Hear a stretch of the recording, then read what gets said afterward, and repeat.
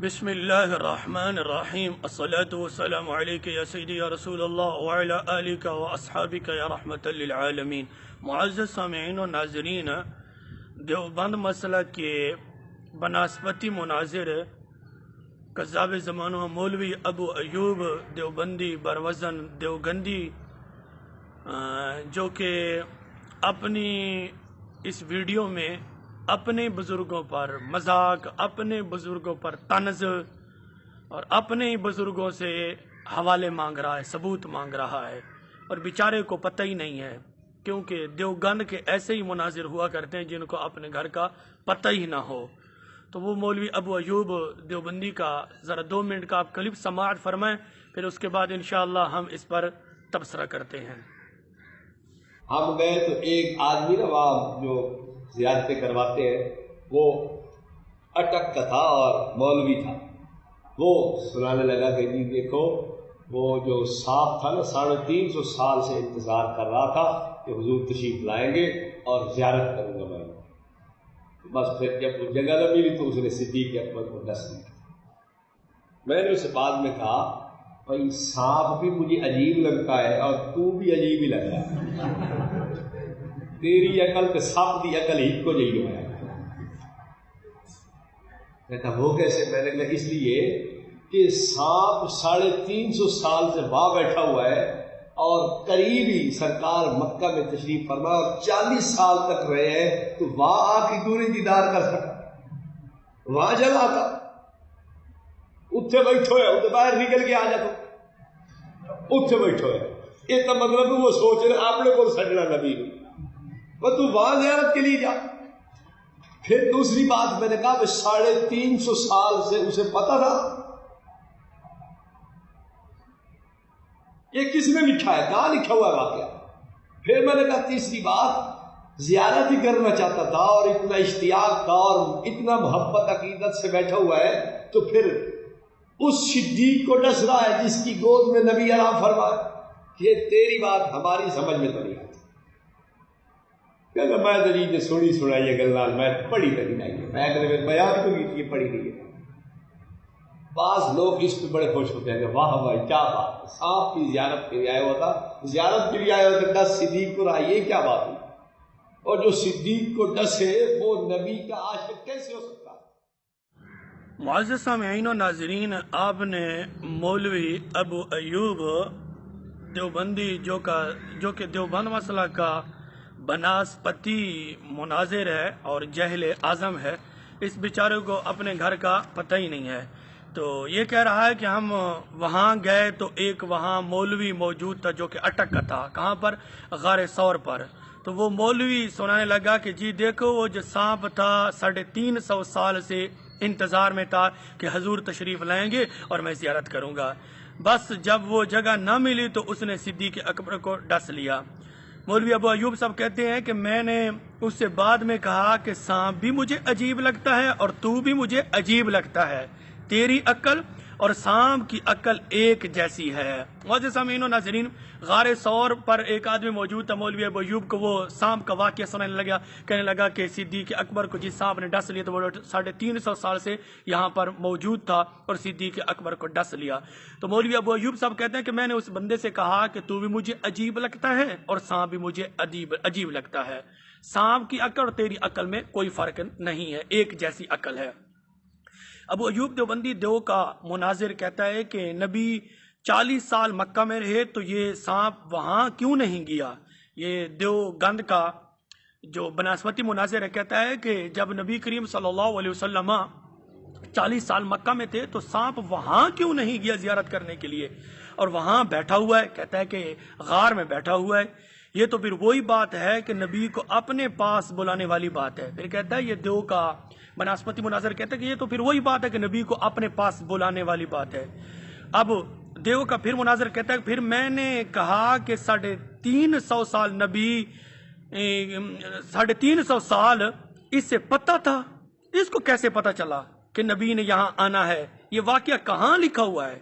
یہ دیو کا مناظر کہتا ہے کہ سانپ کو کیسے پتہ چلا کہ نبی یہاں آئیں گے؟ یہ کہاں لکھا ہوا ہے؟ کس نے لکھا ہے؟ اب دیو کا مناظر پھر کہتا ہے کہ میں نے کہا کہ تیسری بات زیارت ہی کرنا چاہتا، تیسری بات یہ ہے کہ زیارت ہی کرنا چاہتا تھا، اور اتنا اشتیاق تھا اور اتنی عقیدت و محبت سے بیٹھا ہوا تھا، تو پھر اس صدیق اکبر کو ڈس رہا ہے جس کی گود میں نبی آرام فرما رہا ہے۔ یہ تیری بات ہماری سمجھ میں تو نہیں آ رہی، اور جو صدیق اکبر کو ڈسے وہ نبی کا عاشق کیسے ہو سکتا ہے؟ اب یہ دیوبند مسلک کا جو بناسپتی مناظر ہے، یہ ساری باتیں اپنے مولوی پر طنز اور مذاق کر رہا ہے، اور اپنے مولوی سے ثبوت مانگ رہا ہے، اور اپنے مولوی کو کہہ رہا ہے کہ تیری عقل اور سانپ کی عقل ایک جیسی ہے۔ اب اس کا ذرا ثبوت آپ ذرا سماعت فرمائیں۔ معزز سامعین و ناظرین، میرے پاس کتاب موجود ہے جو کہ آپ سکرین پر دیکھ رہے ہیں۔ کتاب کا نام ہے ملفوظات فقیہ الامت، جلد نمبر 1 صفحہ نمبر 40 ہے۔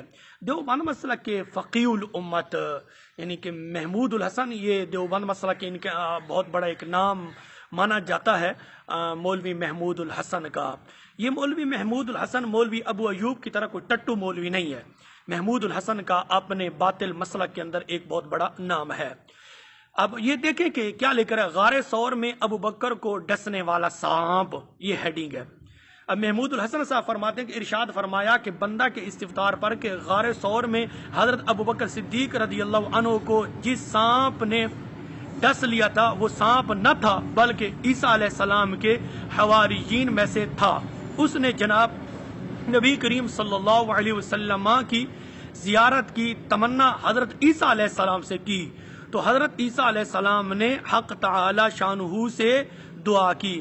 حق تعالی شانہ کی طرف سے جواب ملا کہ اس حالت موجودہ میں تو زیارت نہیں ہوگی، البتہ ہم تمہیں سانپ بنا دیں تو اس صورت میں زیارت ہو سکے گی۔ اس نے اس کو منظور کر لیا تھا، اور اس کو معلوم ہو گیا تھا، یعنی کہ سانپ کو معلوم ہو گیا تھا کہ حضور اقدس صلی اللہ علیہ وسلم ہجرت کے موقع پر اس غار میں آ کر ٹھہریں گے، اس لیے وہ اس غار میں آ کر ٹھہر گیا تھا۔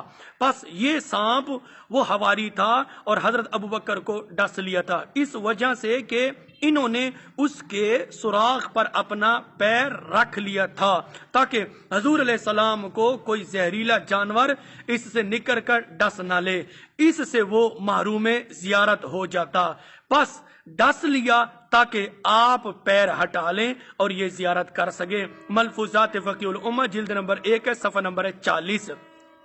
معزز سامعین و ناظرین، جس بات پر یہ دیو کا بناسپتی مناظر مذاق کر رہا تھا کہ کہاں لکھا ہوا ہے اور تیری عقل اور سانپ کی عقل ایک جیسی ہے، تو یہ ساری باتیں مولوی محمود الحسن پر جا رہی ہیں۔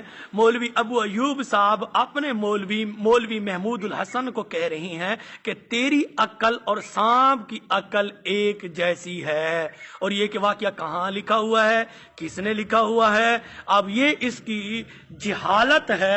اور دیوبند مسلک کے بناسپتی مناظر ایسے ہی ہوا کرتے ہیں جن کو اپنے گھر کا اتنا بھی نہیں پتا کہ میرے اپنے مولوی محمود الحسن نے یہ واقعہ لکھا ہے۔ ملفوظات فقیہ الامت، جلد 1 صفحہ نمبر ہے 40۔ پھر کہتا ہے کہ 40 سال مکہ میں رہے تو یہ سانپ وہاں کیوں نہیں گیا؟ تو بھائی ابو ایوب صاحب، یہ بات محمود الحسن سے پوچھو، اس نے لکھا، یہ ساری باتیں اس پر جا رہی ہیں۔ اب ابو ایوب صاحب کی بات سے ثابت ہوا کہ مولوی محمود الحسن کی اور سانپ کی عقل ایک جیسی ہے۔ مولوی ابو ایوب صاحب اب پوچھیں محمود الحسن سے کہ تم نے یہ کہاں سے لکھا ہے، کہاں سے یہ واقعہ لکھا ہے، کہاں سے یہ واقعہ لیا ہے، اور اس کا ثبوت کیسے ہے؟ تو یہ ساری باتیں کس پر جا رہی ہیں؟ مولوی محمود الحسن پر فٹ ہو رہی ہیں، جو کہ مولوی ابو ایوب صاحب اپنے کلپ میں کہہ رہے تھے۔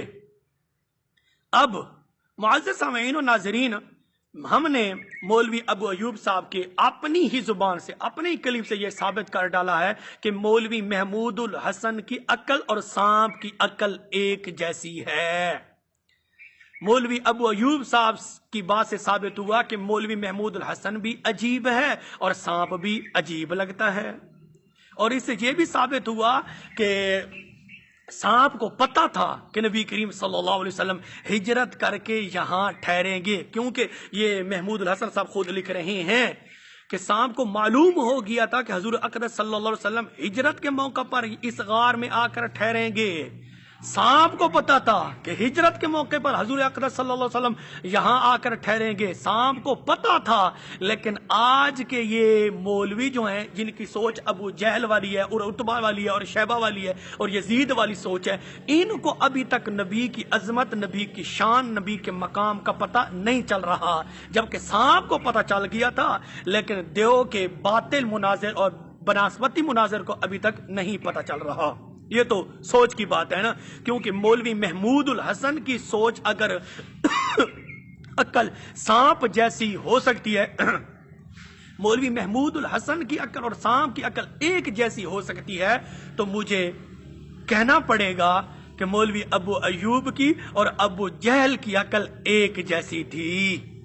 ये तो मौलवी अबू अयूब साहब का अपना उसूल है और मौलवी अबू अयूब साहब का अपना उसूल मैं इसके ऊपर फिट कर रहा हूँ। मुअज़्ज़ज़ सामीईन व नाज़रीन, ये देव के मुनाजिर ऐसे ही हुआ करते हैं। अल्लाह रब्बुल इज़्ज़त हम सब को इस नजदी फितने से महफूज फरमाए, आमीन।